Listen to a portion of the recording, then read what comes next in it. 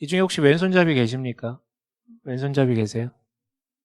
단 한 명도 없으십니까? 야, 이거 편향된 것입니다, 여러분. 우리 너무 편향됐는데 왼손잡이가 비율이 꽤 있는데 한 분도 안 계시네요. 네, 저는 왼손잡이가 아닙니다. 그리고 오른손잡이고 왼손 거의 쓰지 못해요. 왼발도 잘 쓰지 못하는데요.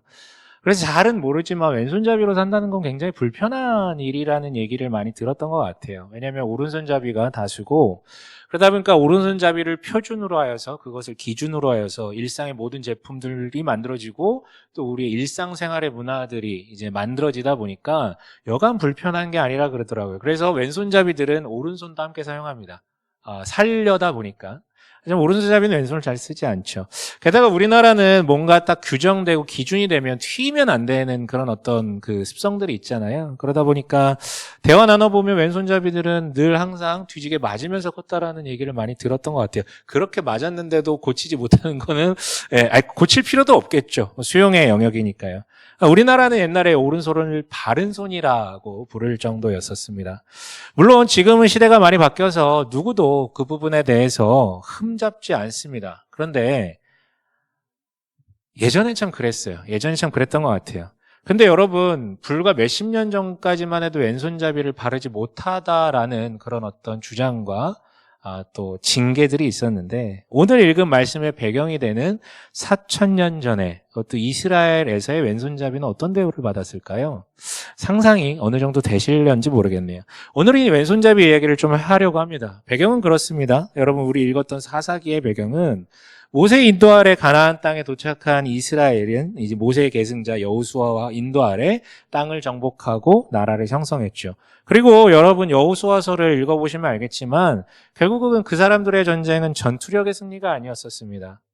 나아가 이스라엘의 전쟁이라고 표현할 수 없을 정도로 여호수아가 말했던 여호수아서에 기록된 모든 전쟁들은 결론은 이스라엘의 전쟁이 아니라 하나님의 전쟁이라고 규정하는 게 정확한 표현일 것입니다.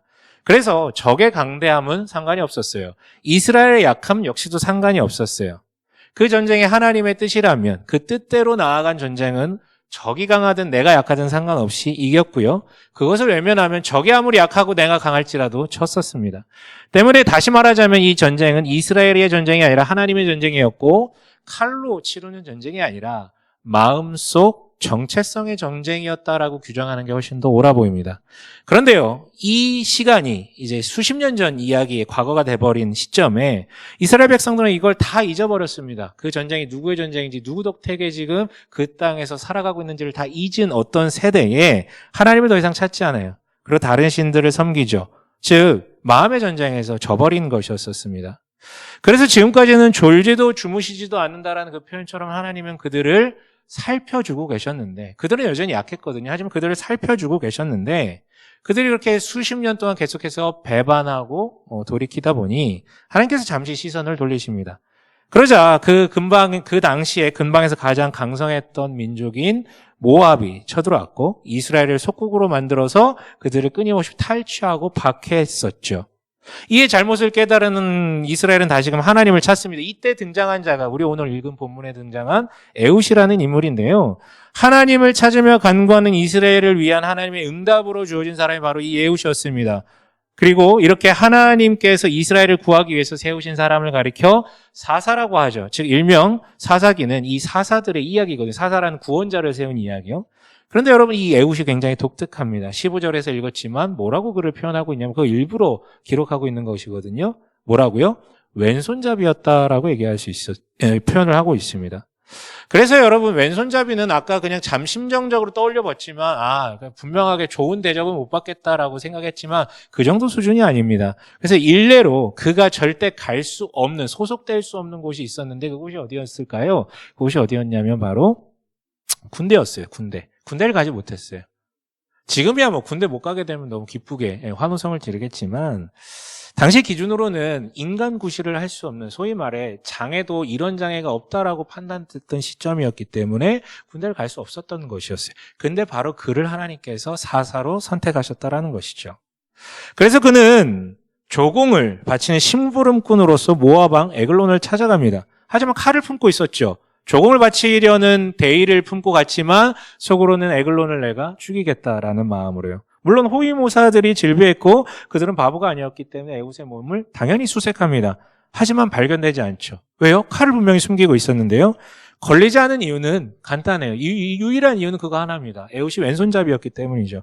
왼손잡이가 몰래 칼을 숨겼는데 이 본문에도 나와 있는데 오른쪽 허벅지에다 숨겼다라고 얘기합니다. 여러분 오른손잡이들은요, 겉으로 보이려면 오른쪽 허벅지 이 바깥쪽에 하거나 숨기려면 이제 왼쪽 허벅지에다 숨겼겠죠. 이 안에서 이게 빼서 찌르려고요.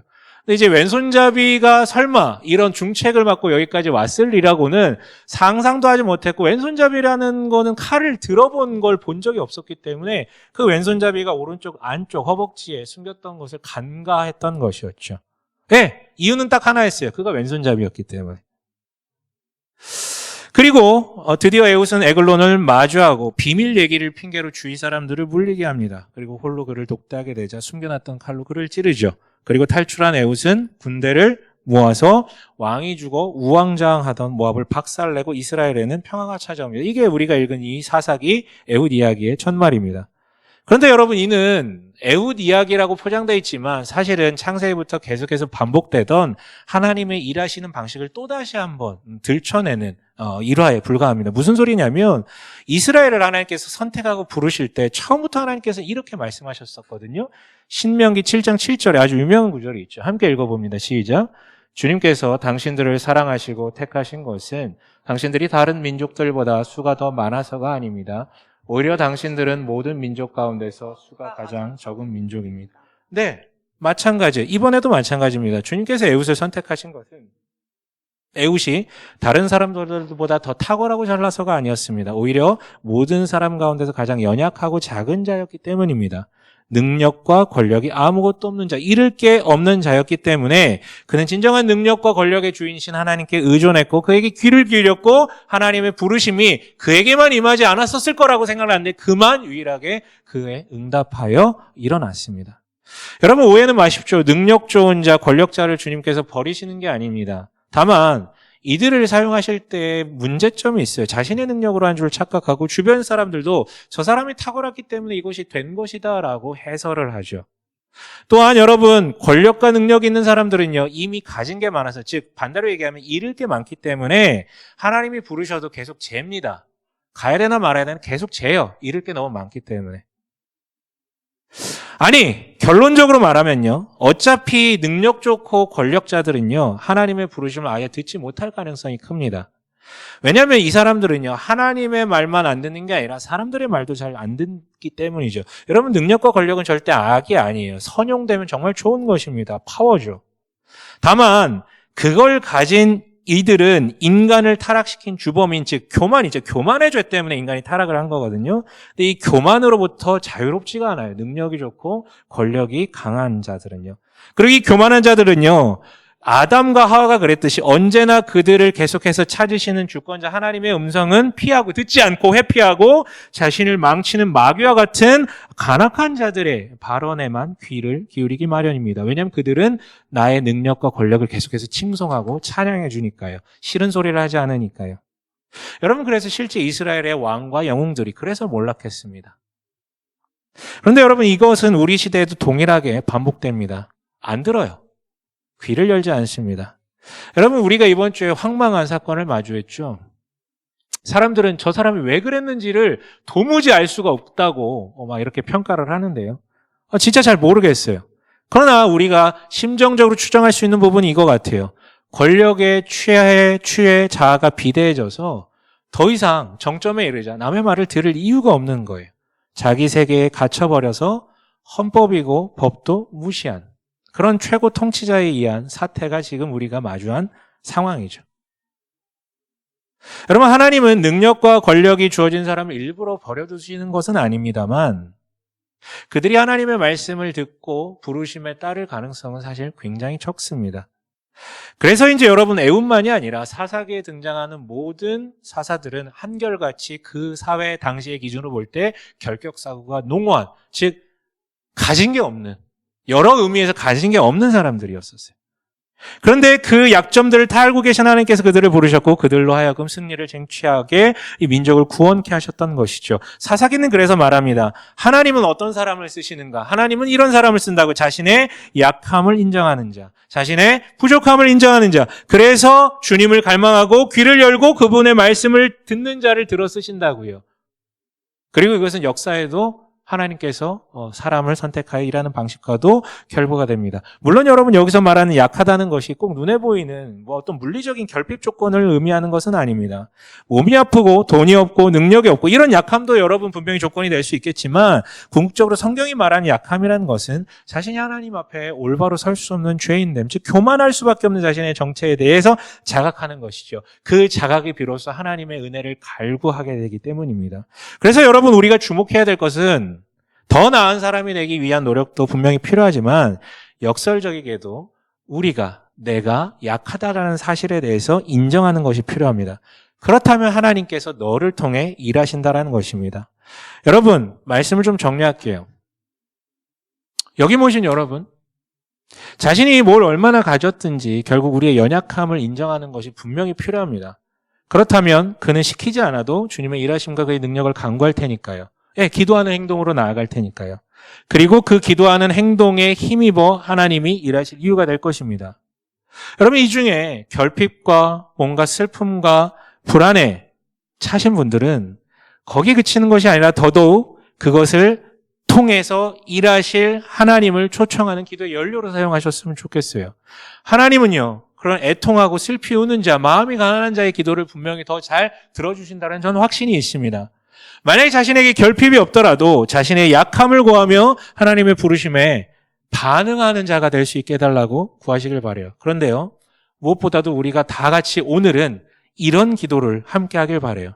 다시 말하자면 여기 계신 여러분들 그리고 우리 교회에 있는 모든 성도들 제가 볼 때 그렇게 대단한 사람은 없습니다. 없어요.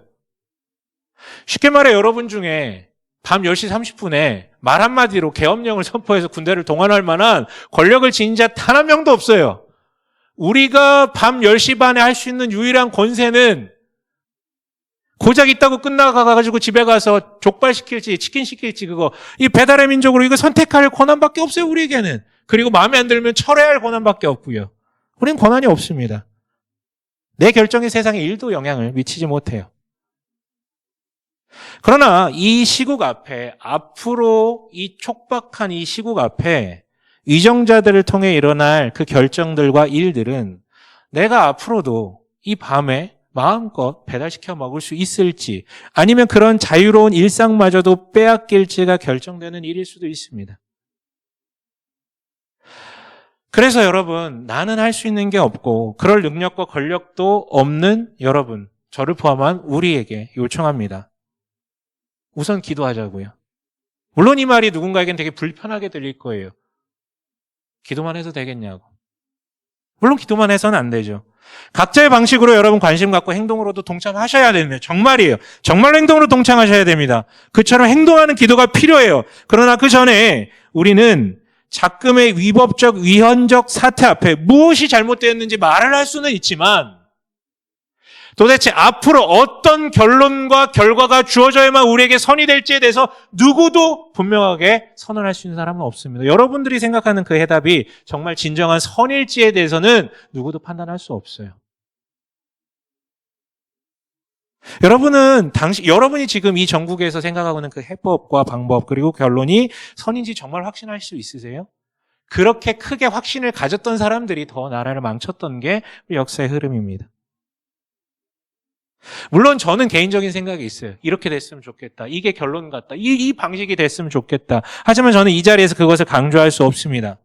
다만 우리가 모두 다 공통으로 공감하는 것은 이미 엄청난 문제가 벌어졌고 앞으로 얼마 기간 동안 벌어질 그 결정들이 우리의 일상을 좌지우지할 정도로 이어질 수 있는 가능성 혹은 우리에게 평안을 찾아줄 수 있는 가능성들이 열려있다는 것을 우리는 알고 있어요. 그리고 우리는 모두 그리스도인으로서 이 나라의 권세와 영광이 아버지께 있음을 그리고 우리는 이 연약한 자들의 기도를 할 수 있는 게 없기 때문에 기도밖에 할 수 없는 우리의 기도를 주님께서 들으신다라는 것을 다 아는 사람들입니다. 여러분, 행동하는 기도 나가셔야 됩니다. 행동하는 기도로 실천하셔야 됩니다. 하지만 그 전에 기도하는 행동이 함께 병행됐으면 좋겠어요. 여러분, 구체적인 해법과 방법, 어떤 결론이 선인지 잘 모르겠지만 주님께서 이 나라를 다만 악에서 구해 주시옵소서라고 기도하시고요. 우선 그 기도하는 행동으로 그리고 행동하는 기도로 나아가는 우리 되시길 주님의 이름으로 간절히 간구하고 여러분들께 요청드립니다.